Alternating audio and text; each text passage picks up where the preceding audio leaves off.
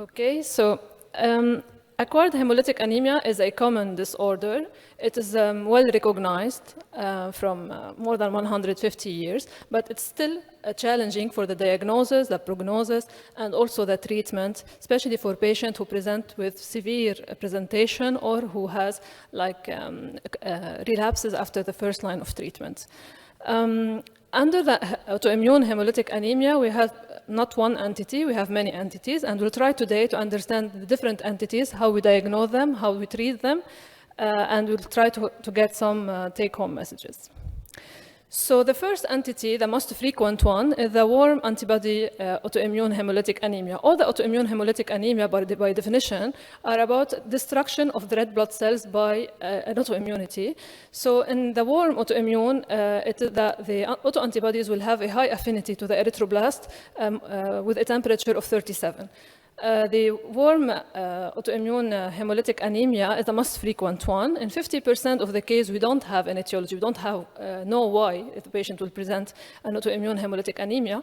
But in 50%, it is secondary to another disease, especially lymphoproliferative neoplasm. So the first message here, when you have a patient with warm autoimmune hemolytic anemia, you should ask the hematologist to help you to do the exhaustive workup to rule out lymphoma, because we can have a disease secondary to a lymphoma.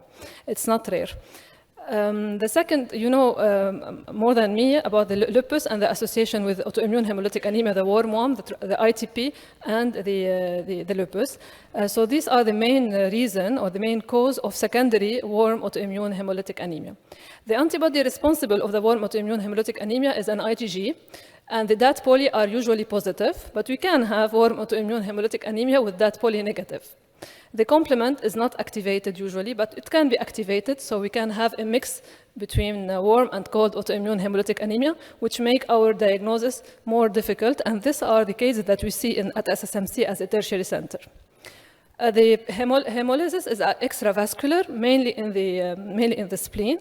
And the typical finding, as we said, DAT poly positive, IgG positive, and the cold agglutinin, normally they are negative, but they can be positive in a situation where we have cold and warm, so a mixed autoimmune hemolytic anemia. The cold one is more rare. Usually it's secondary to a low-grade lymphoma, so here it's very important to do the peripheral blood flow cytometry to rule out the lymphoma, and also the seroelectrophoresis to check if we have an M protein, and usually the M protein is an IgM.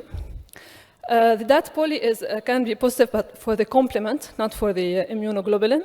And the hemolysis is extravascular and mainly in the liver, but it can be also intravascular, especially in a severe presentation.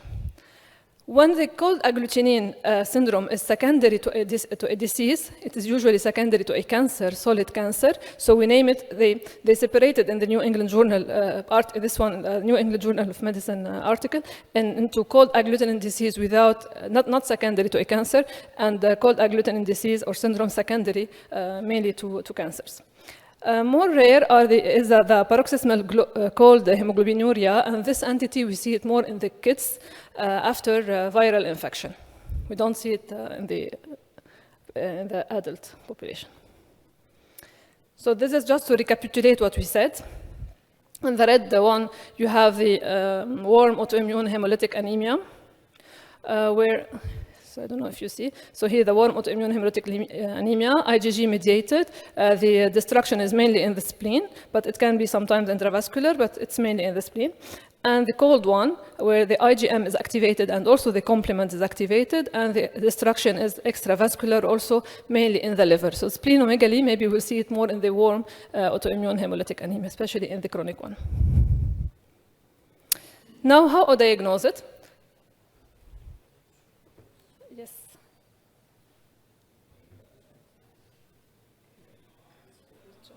Okay, thank you. Okay, so how we diagnose autoimmune hemolytic anemia? So first of all, as all good doctors, to ask the patient about the history, medical history, any medication, any history of autoimmune disease, ITP, lupus, any recent infection, to ask him about the treatment drugs. There is cases of drug-induced hemolytic anemia, coexistence between autoimmune and other deficiencies like B12 deficiency, iron deficiency, folate deficiency, liver and renal disease. And then we need to do the first workup in the ER, so the CBC, reticulocyte count, and the hemolytic markers, the haptoglobin, the bilirubin, and the LDH. And we'll check if we are in a picture of hemolytic anemia or different. And do not forget the smear. So we call the lab, we call the hemopathologist to ask about the smear if the hemopathologist see schistocyte or not, because in presence of schistocyte, we are in a different entity, the mechanical hemolytic anemia with the TTP and the microangiopathy. Okay, so, and then once we confirm that we are in a hemolytic situation, we'll ask the DAT poly. Usually we send all the tests and we send also the DAT poly, but in second we ask for the DAT poly and we see if it's positive for IgG, we are in the warm hemolytic anemia. If it's positive for the complement, we are in the cold hemolytic anemia, and then we'll start treating our patient based on this. We'll see it later, and we'll call the hematologist to rule out a lymphoma associated. It's more difficult later on when we found a DAT poly negative, for example. We need to do more specific tests. And here we have the transfusional medicine doctor that can help in doing the DAT more specified to check if there is any specific antibodies. And sometimes we have, as we said, we have cold and warm, so we don't know how to treat, should we start corticosteroids or rituximab. So it's more difficult sometimes, but at least to have initial diagnosis, to confirm that we have a picture of hemolysis and schistocyte or not, and DAT poly. This is slightly repetitive, so the same, anemia, hemolytic markers, DAT poly, and then we decide. I invite you to read this article, very, very nice article, and it's very helpful for the physician, for the internal medicine and hematologist physician. Also the same, so here just to highlight on the importance to do serum electrophoresis. We will not have the result immediately, but at least for the etiological workup, and peripheral blood flow cytometry at least. The bone marrow, we don't request for a bone marrow at the initial presentation of the patient, but in case, for example, for warm hemolytic anemia, if the patient will not respond to the first line, and we need to use a second line, here we should do a bone marrow to rule out a lymphoma associated. Now how I treat. So we divide already from the beginning, we divide them into warm and cold. So to start with the warm autoimmune hemolytic anemia, we'll start by a presentation. And this is a case from an article, How I Treat in Blood. So also I invite you to read it. A 68-year-old previously healthy woman presented with new onset of fatigue. So the physical examination, there is just mild pallor, there is no lymph nodes, there is no enlargement of the spleen. Hemoglobin 9.3, sorry. MCV 89.7, so normocytic anemia. Reticulocyte count elevated, so normocytic anemia, regenerative normocytic anemia. The marker of hemolytic haptoglobin very low, consumed. LDH high, bilirubin high, and the blood smear didn't show schistocyte, but polychromasia, so we are in a picture of hemolysis. So what do you suspect? I already answered, so autoimmune hemolytic anemia. How will you complete your investigation? So as we said, one exam, DAT poly, should be done. And should we routinely evaluate for an underlying lymphoid malignancy? So should you request a hematology opinion to rule out lymphoma or not? Who will request for a hematologist? Okay, who will not do the lymphoproliferative? Who will not do it? You will not check for a lymphoma associated? You will not check for a lymphoma? No, why?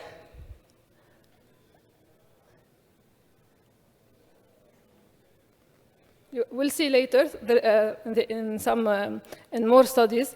So that poly positive, so we are in a warm autoimmune hemolytic anemia, weakly positive anti-C3.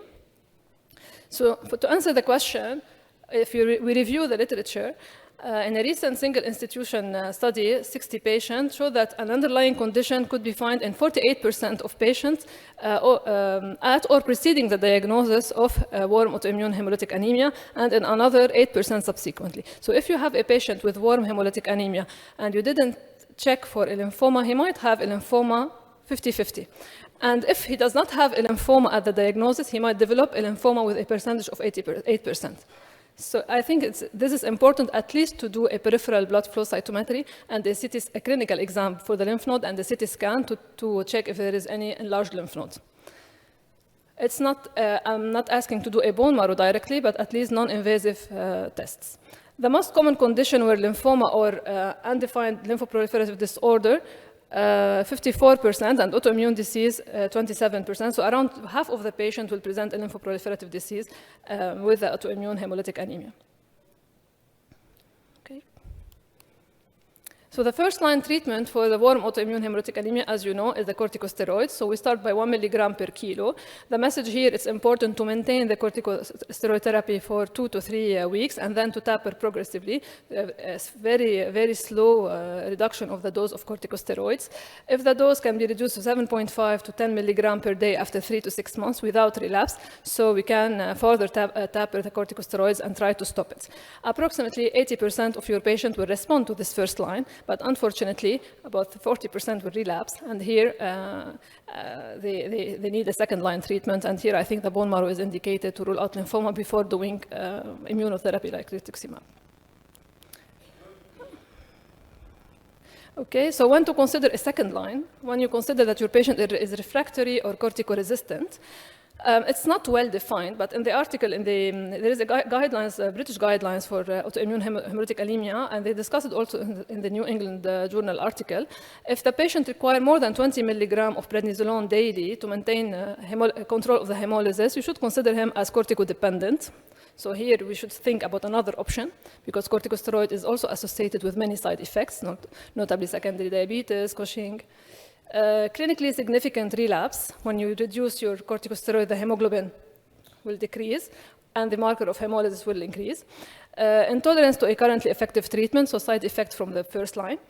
And so what you observe on your patient, the CBC first and the hemolytic marker, but if you can maintain a hemoglobin stable more than 10 grams, even if there is hemolytic marker active, this is not a big deal because the patient is compensating the hemolytic anemia, so you can continue with a low-dose corticosteroids.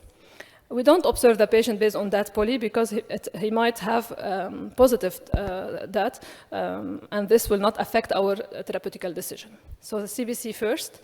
Very important. If hemoglobin more than 10.5 compensated at patient without side effect, we try to reduce and we maintain, even if the hemolytic markers are not well controlled. Second case, more complicated, and we can face this case in big hospitals in the ICU. A 31-year-old young patient presented at the emergency department with acute and severe warm autoimmune hemolytic anemia. Hemoglobin is 2.8. Reticulocyte very low, not typical. Probably the bone marrow is in a shock. Unconjugated bilirubin 4.9 high, LDH 3.5 the normal. That's polypositive IgG, so warm. Leukocytosis. The platelets count and liver and kidney tests were normal, and normal coagulation, so we are not in a DIC, disseminated intravascular coagulation, and we are not in a TTP, platelets are normal. He has fever, tachycardia, tachypnea, so we are in a context of infection. His past medical history was unremarkable, except ITP 5 years ago, and here for the internal medicine, this information is very important. ITP plus autoimmune hemolytic anemia, the first syndrome is Evans syndrome and possible lupus, so the presentation is more intense for those patients. CT scan didn't show any lymph nodes, so probably we are not in a cancer or lymphoma. So how we treat the severe patients? First, as reflex, we'll do a transfusion, which is not wrong, because we need to increase rapidly the hemoglobin, even if the patient will not maintain it high, but we need to increase it in order to preserve the cardiac function and the well-being of the patient. We'll start high-dose corticosteroids, 1 milligram per kilo, methylprednisolone, 1 gram, I think, 250 here IV. Due to his septic shock, antibiotic were started, and IVIG also, because we need to increase the immunity. It will help him to recover from the infection, and also it will work on the to reduce the autoimmunity. So the hemoglobin was stabilized around 4 grams after 3 PRBC, but the reticulocytopenia is still present, and the LDH were high. So despite that steroid treatment, anemia and reticulocytopenia is still present for this patient. So after exclusion of underlying disease, notably malignancies, hematological malignancies, we start the rituximab. We cannot start rituximab in a situation where the patient is very frail and in shock, because the rituximab is also associated with anaphylactic reaction. So we need to stabilize the patient, be sure that we don't have other underlying cause that we can treat, and then we can start our treatments. And in this patient, the physician, the expert, used recombinant erythropoietin, which is also important to boost the reticulocytes in the bone marrow, and to help also to increase the hemoglobin level. And this was discontinued later on. Okay, so as I said, he was diagnosed by Evans syndrome with severe hemolytic anemia and ITP. And this profound autoimmunity explained the low level of hemoglobin. And because of the infection, he was in a shock in the he had a shocked bone marrow, so he was not able to compensate his hemolytic. So various therapy were used, steroid and rituximab to decrease the inflammation and antibody producing by B lymphocyte, IVIG to help against concomitant infection. This patient had received also plasmapheresis, but it was also very difficult to use plasmapheresis when the hemoglobin is very low, because we are removing also a volume of the blood. So this, after stabilizing the patient, we can use it. And recombinant erythropoietin to overcome the shocked bone marrow. So here just we are recapitulating how to manage patients' severe hemolytic anemia and controlled or less severe autoimmune hemolytic anemia. So with severe one, we need to stabilize the patient. We use high-dose corticosteroids.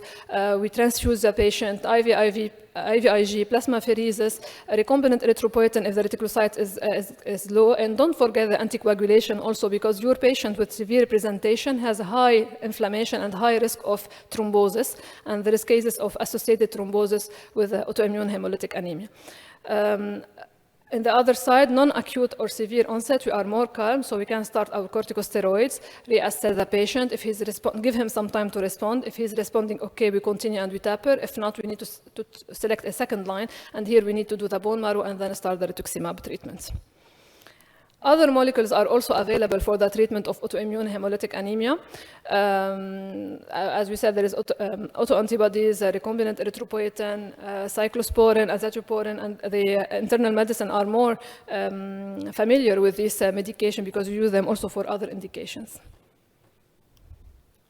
Now, how I treat cold agglutinin disease.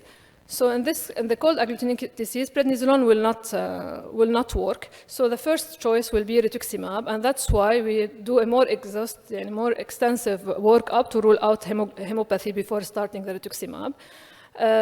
Many patients will respond with a possible will respond. But they will have a relapse after 1 year, so we can repeat the rituximab if it worked before. Complement inhibition is promising, but we are not using them for now. As we said, you should not forget the thrombotic workup, and now we have scoring for the VTE risk, and we start easily the anticoagulation, but in some situation like acute exacerbation, hospitalized patient with splenectomy, and additional risk factor of thrombosis, those patients should be on prophylactic anticoagulants. Can I just show my take-home message? Okay, so this is my last slide. As we said, autoimmune hemolytic anemia is a heterogeneous group of disease. An exact workup, initial workup is very important, and most important also on the relapse to repeat the workup and to do more investigation to rule out hemopathy. Glucocorticosteroids is the first choice for warm autoimmune hemolytic anemia, and for cold agglutinin, rituximab is the first choice to attack the B lymphocyte clone. Thank you.